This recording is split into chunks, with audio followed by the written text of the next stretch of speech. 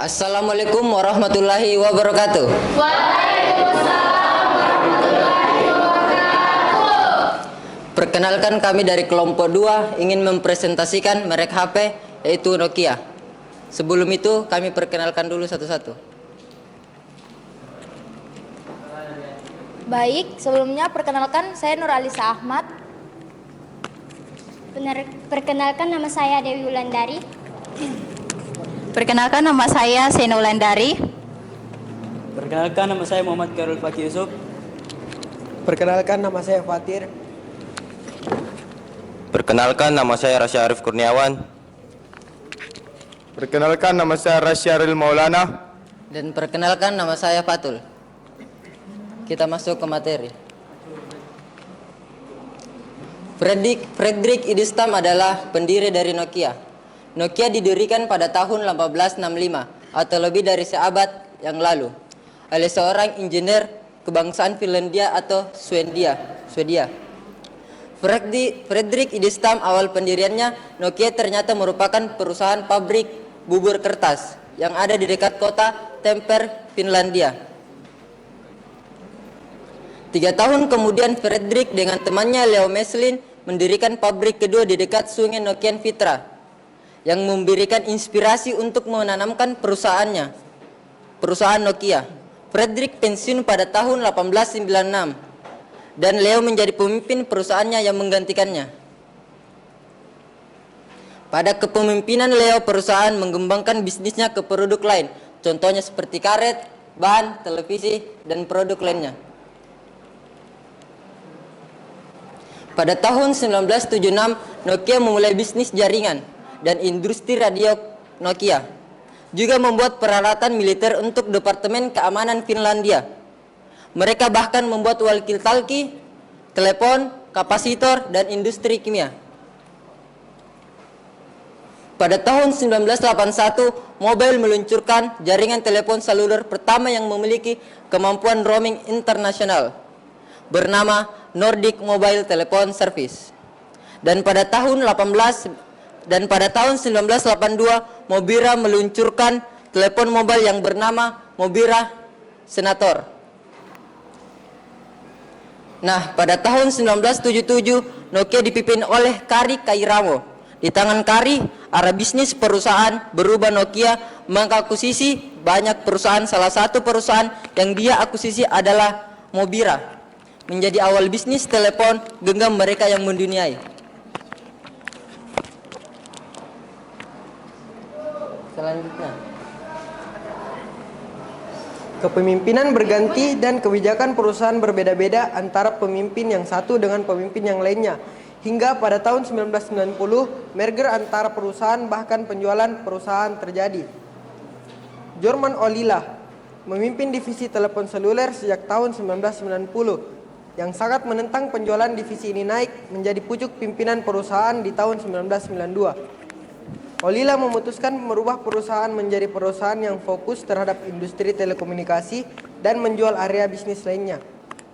Strategi yang dilakukan oleh Ollila berhasil dan perusahaan berkembang pesat pada tahun-tahun berikutnya. Di November 1992, Nokia merilis Nokia 1011 yang merupakan telepon GSM pertama yang dijual kepada masyarakat. Dengan jaringan GSM ini, ponsel dapat mengirimkan SMS dan juga pesan bergambar atau MMS. Pada dekade 1990-an, ketidakdayaan Nokia tidak terbendung. Bahkan di Oktober 1998, Nokia menggeser Motorola menjadi produsen telepon seluler terbesar yang di bulan Desember tahun 1998 berhasil menjual 100 juta unit. Di tahun 2000, Nokia mempekerjakan 55.000 pekerja di seluruh dunia dengan market share sebesar 30%, hampir 2 kali lipat dari kompetitor mereka, yaitu Motorola.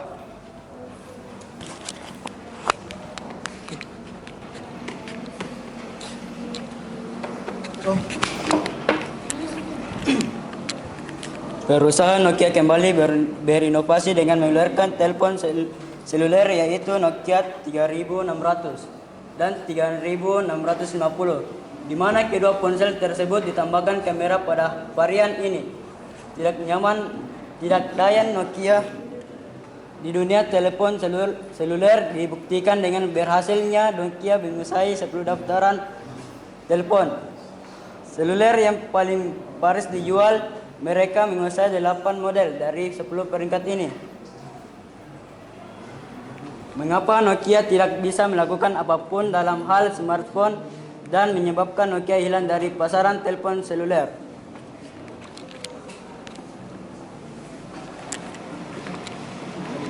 Semua itu berawal dari lahirnya iPhone, di mana iPhone sukses merevolusi dunia industri telepon seluler pada zamannya. Mengganggu pasar telepon seluler yang sedang ada, gangguan ini tidak langsung berdampak saat iPhone versi pertama muncul.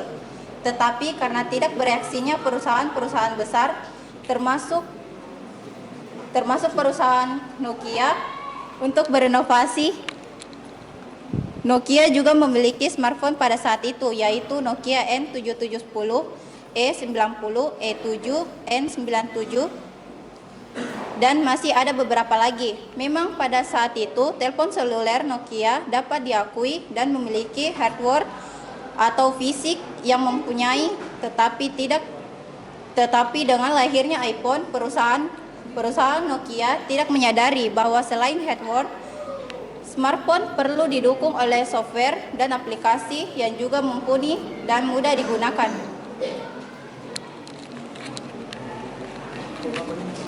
Hal itu merupakan kelemahan Nokia sistem operasi yang mereka gunakan di telepon seluler.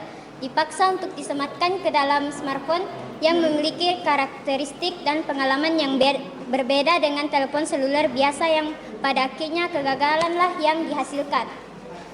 Studi yang dilakukan oleh tim of Worry, seorang asisten profesor manajemen strategi di Finlandia, Aalto University, profesor manajemen strategi di INSEAD Singapura, menemukan bahwa di dalam internal perusahaan Nokia sendiri terjadi konflik internal. Tekanan dari investor membuat top eksekutif perusahaan takut kehilangan posisinya apabila target penjualan per kuartal tidak terpenuhi.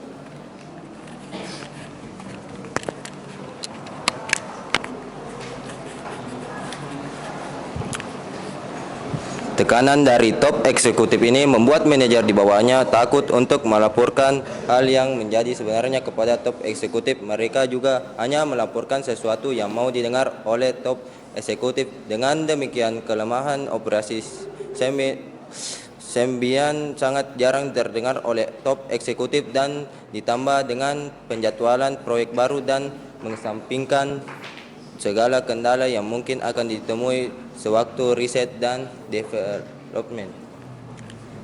Hal ini hanya agar terdengar menyenangkan saja di telinga top eksekutif. Manajer lain yang tahu betul jadwal tidak masuk akal hanya diam saja, karena dia berpikir dia akan gugup karena takut untuk mengungkit masalah itu karena mendapat laporan progres yang baik-baik saja. Tapi eksekutif percaya bahwa mereka tidak terusik oleh iPhone.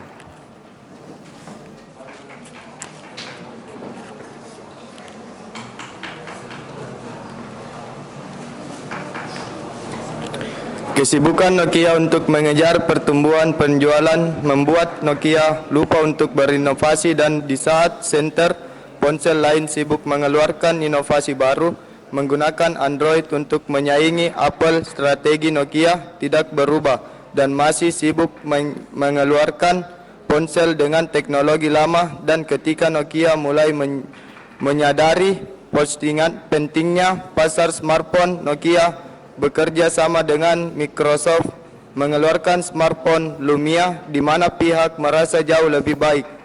Mengeluarkan smartphone berbasis Android, kerjasama itu tidak disambut pasar dengan baik, dan hal itu ditandai semakin merosotnya penjualan Nokia, di mana Nokia hanya menguasai pasar ponsel sebesar 5%. Han Nokia pada tahun 2013, yang pada akhirnya Nokia menjual divisi ponselnya ke Microsoft sebesar 7 miliar.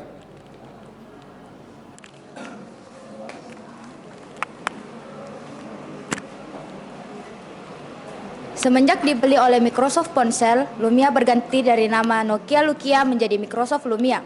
Tetapi Microsoft tidak lama mengembangkan Nokia. Pada tahun 2016, Microsoft menjual hak penggunaan brand Nokia kepada HMD Global dan Foxconn sebesar 35 juta US dollar.